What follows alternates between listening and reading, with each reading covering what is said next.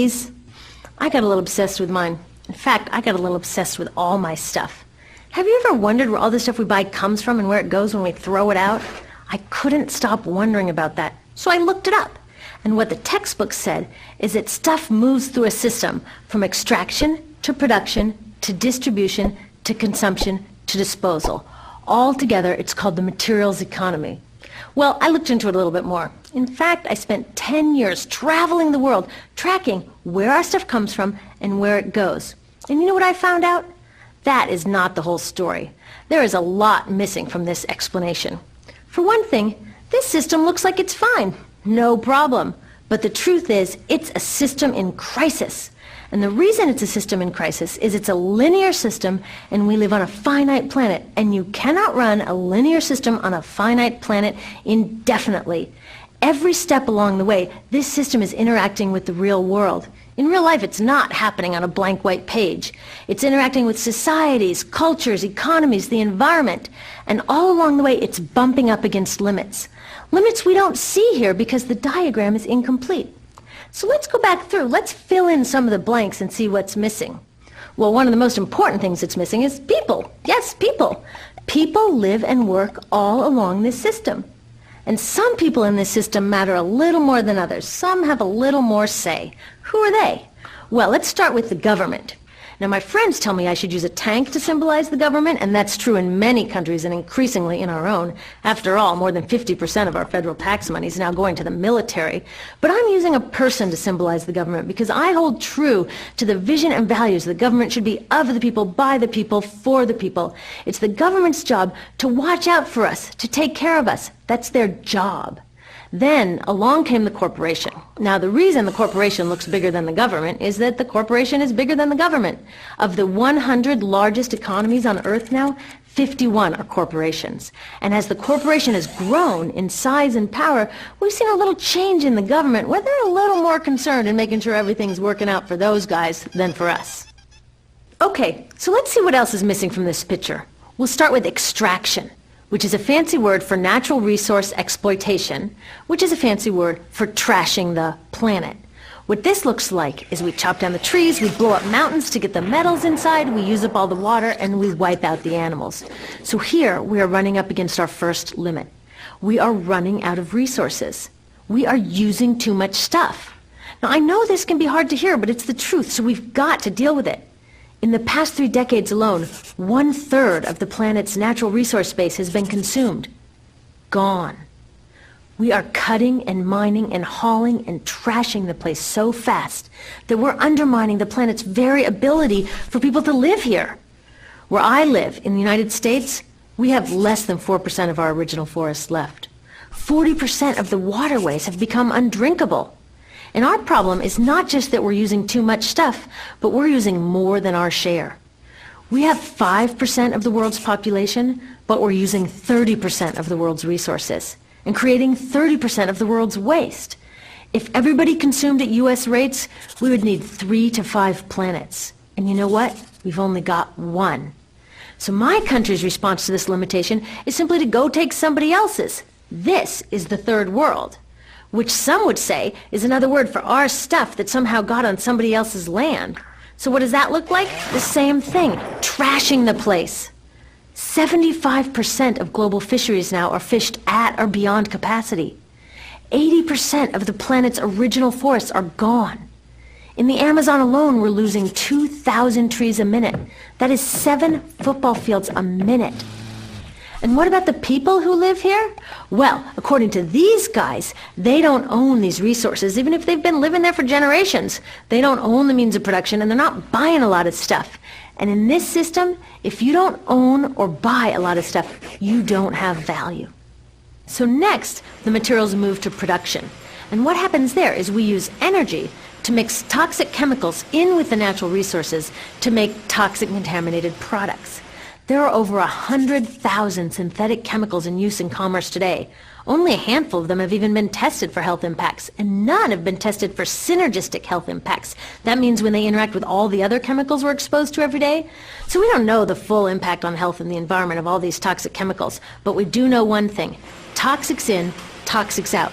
As long as we keep putting toxics into our industrial production systems, we're going to keep getting toxics in the stuff that we bring into our homes and workplaces and schools, and our bodies. Like BFRs, brominated flame retardants, they're a chemical that make things more fireproof, but they are super toxic. They're a neurotoxin. That means toxic to the brain. What are we even doing using a chemical like this? Yet we put it in our computers, our appliances, couches, mattresses, even some pillows. In fact, we take our pillows, we douse them in a neurotoxin, then we bring them home and put our heads on them for 8 hours a night to sleep. Now, I don't know, but it seems to me in this country with so much potential, we could think of a better way to stop our heads from catching on fire at night. Now, these toxics build up the food chain and concentrate in our bodies. Do you know what is the food at the top of the food chain with the highest level of many toxic contaminants? Human breast milk.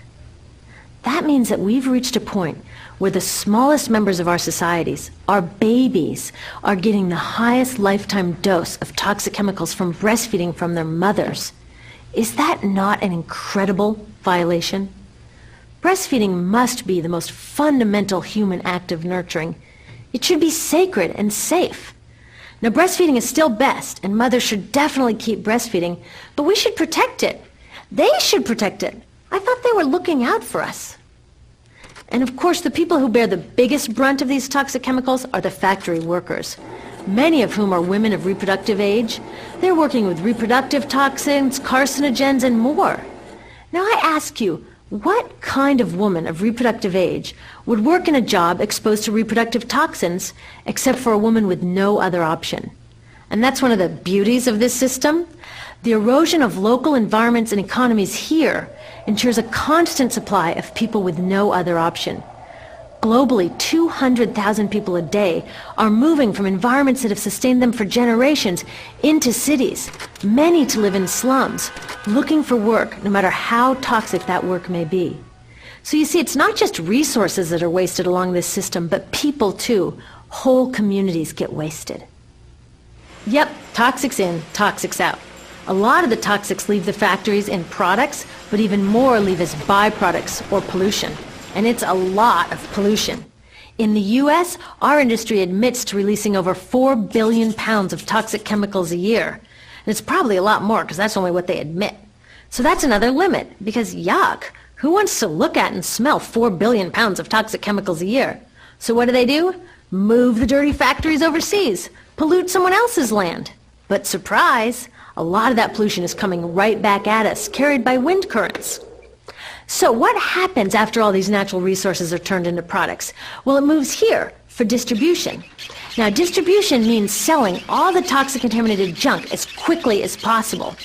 The goal here is to keep the prices down, keep the people buying, and keep the inventory moving. How do they keep the prices down? Well, they don't pay the store workers very much, and they skimp on health insurance every time they can. It's all about externalizing the costs. What that means is that the real costs of making stuff aren't captured in the price. In other words, we aren't paying for the stuff we buy. I was thinking about this the other day. I was walking to work and I wanted to listen to the news, so I popped into a Radio Shack to buy a radio. I found this cute little green radio for $4.99. I was standing there in line to buy this thing, and I was thinking, how could $4.99 possibly capture the cost of making this radio and getting it into my hands? The metal was probably mined in South Africa.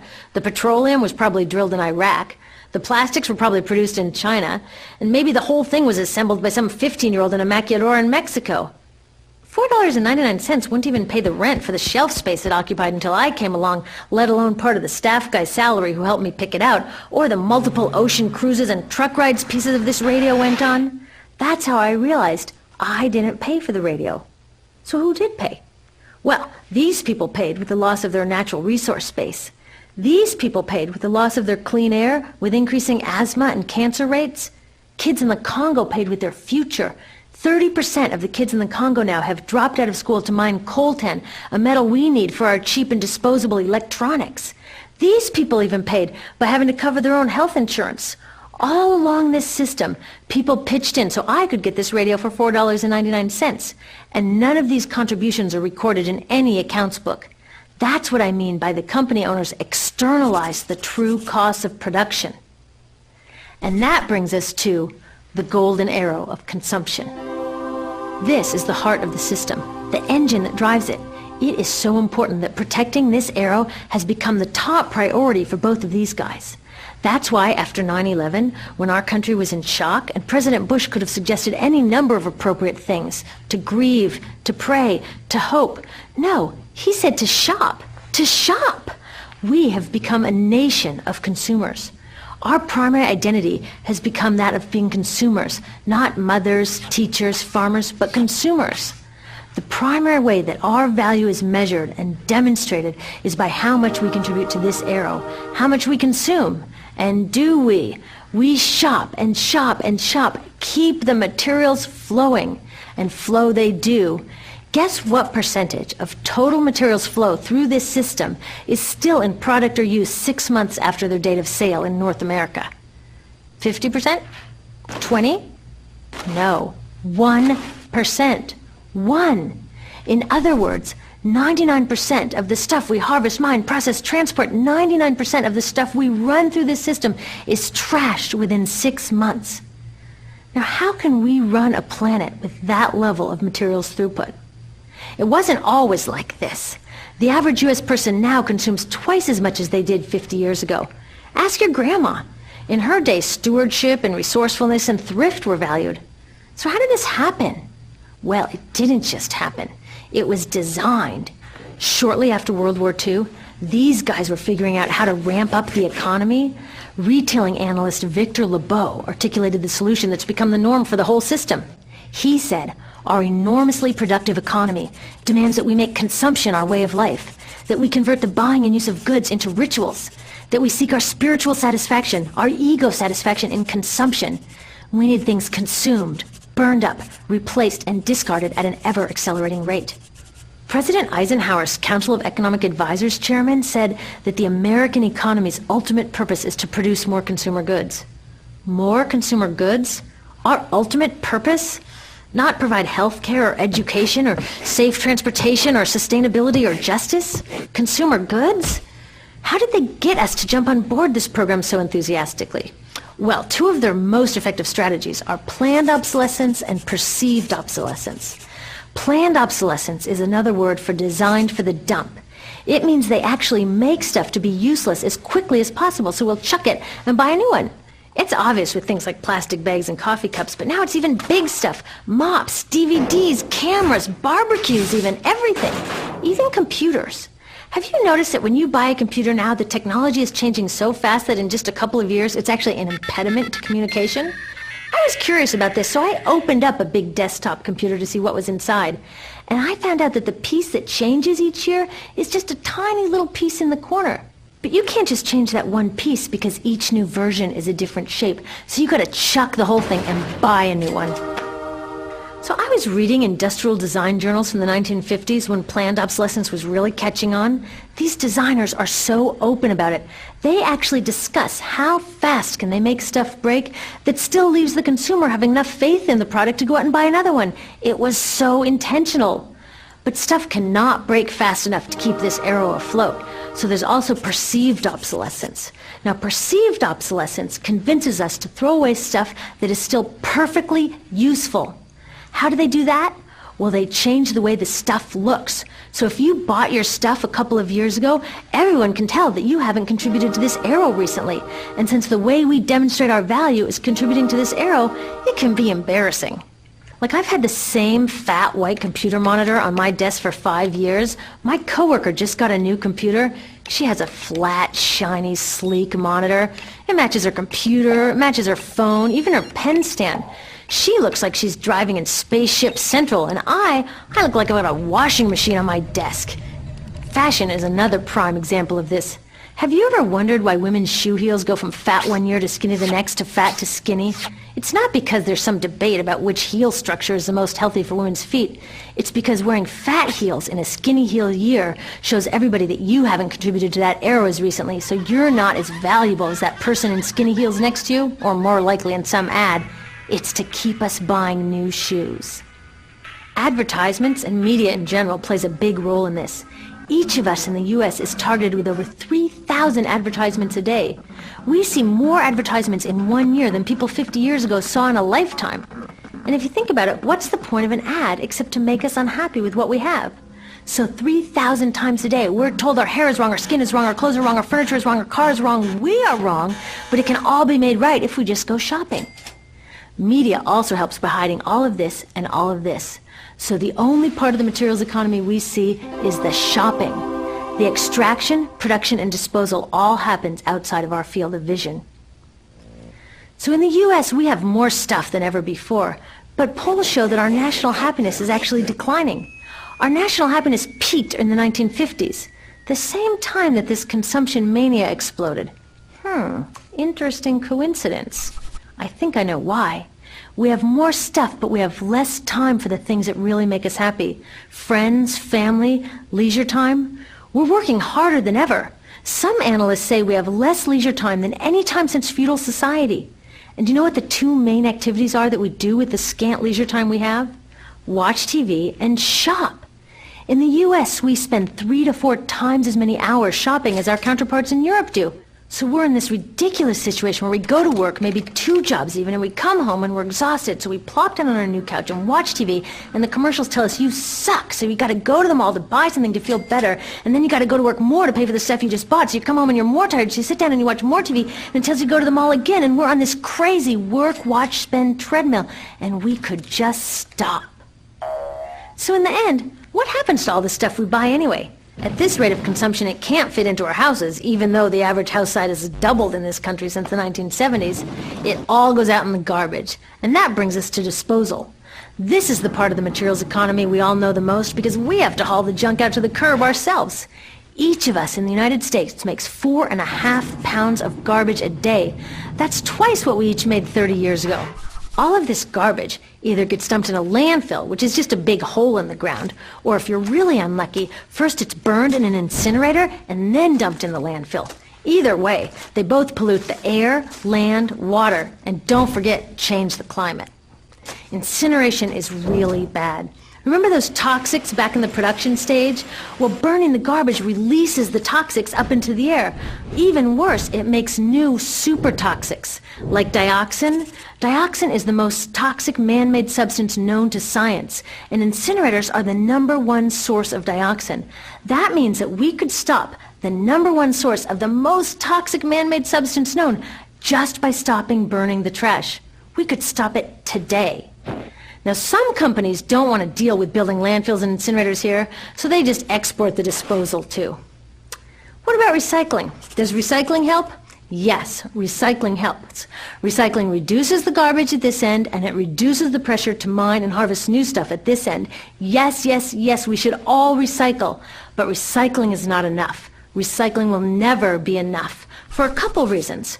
First, the waste coming out of our houses is just the tip of the iceberg. For every 1 garbage can of waste you put out on the curb, 70 garbage cans of waste were made upstream just to make the junk in that 1 garbage can you put out on the curb. So even if we could recycle 100% of the waste coming out of our households, it doesn't get to the core of the problems.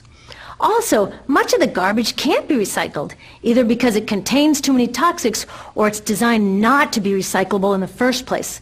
Like those juice packs, where they have layers of metal and paper and plastic all smushed together, you can never separate those for true recycling.